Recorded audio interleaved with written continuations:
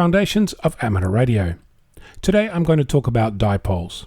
You know, the tried and true antenna, the go-to design for getting on air, the simple first antenna you ever make, the one you learn from. You know the one. It's the mainstay of every amateur, of any field day, of all things amateur radio.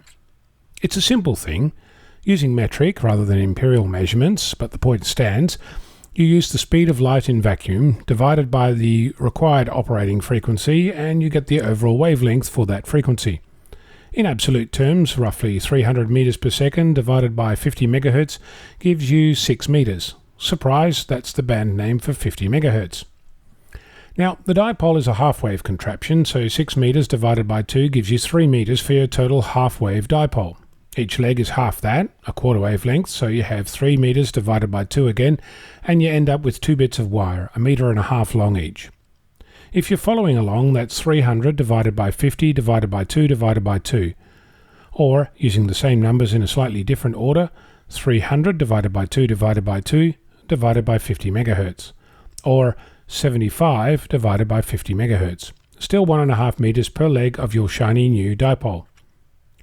So, the basic formula for a metric dipole can be stated as 75 divided by the frequency in megahertz per leg. If you're playing with feet and inches, 300 meters per second becomes 984 feet per second. Half that is 492, half that is 246 feet. So the imperial version is 246 divided by the frequency in megahertz gives you the length in feet for each leg. So, you've cut your wires, tied them to some magical feed point contraption, plug it into your radio and you're good to go, right? Now, anyone who's actually done this knows that this is not what will actually happen. It's never that simple, and frankly, if it were, we wouldn't be amateurs, we'd be unlicensed or something. So, what affects the actual length of this magical antenna? Lots and lots of things. Here are a few that come to mind. The thickness of the wire you're using. The thickness of the insulation on the wire, a thing called the end effect, the height of the contraption above the ground, the kind of ground, and the price of the copper you're using. Sorry, that last one isn't right. I've been told time and time again there's only two kinds of wire, cheap wire and free wire, the preference for the latter, so price of copper doesn't matter. Another thing that does matter is that some wire can stretch while in the air, making the antenna longer, so keep that in mind.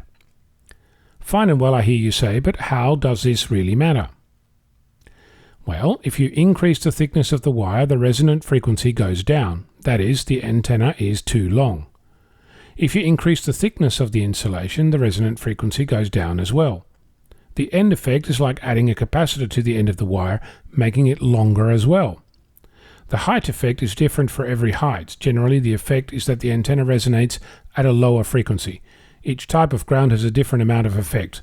Water versus rock versus sand versus clay. I can hear you groan at this point. The first comment to make is that all of these effects make the antenna resonate at a lower frequency. This means that the suggestion to cut your antenna longer than the calculated number doesn't make much sense. If you start with a basic calculation, 75 divided by the frequency in megahertz, you'll end up with an antenna that's extremely likely to be too long. I can hear you screaming at me right about now. Hold your tar and feathers. I gave you the first comment. Here's a second one.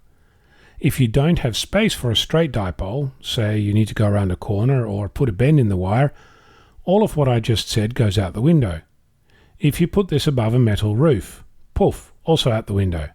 If you cannot terminate the wire to a rope without bending the end of the wire, poof. A third comment? You cannot cut wire longer. You can only cut it shorter. Cutting it longer is called soldering, and that's a whole nother thing. Let me finish with some tips for new players. Don't ever cut your wire. It won't work like you expect, and it'll only give you more work. Always, always, always fold your wire back over itself and wind it back over the end.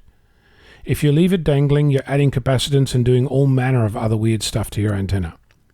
Also, if you need extra length because the 80-meter dipole just won't fit into the backyard, you can use the end capacitance to good effect. Hang it down towards the ground and you'll end up with an antenna more to your liking. Final comment, and then you can start sending me emails about how I'm wrong. The humble dipole antenna is a magnificent contraption. It has more variables than you can poke a stick at, and anyone who tells you that it's just a case of calculating this by doing a simple division hasn't got the faintest idea of what's actually going on. There are times when simplification is helpful.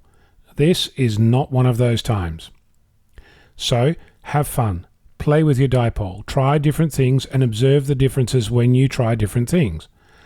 I've spoken with amateurs who've been doing this longer than I've been alive, and they still can't calculate the actual length of a dipole, put it in the air, and have it work first time. Sometimes you get lucky. More practice, more luck. I'm Onno, Victor Kilo 6 Foxtrot Lima Alpha Bravo.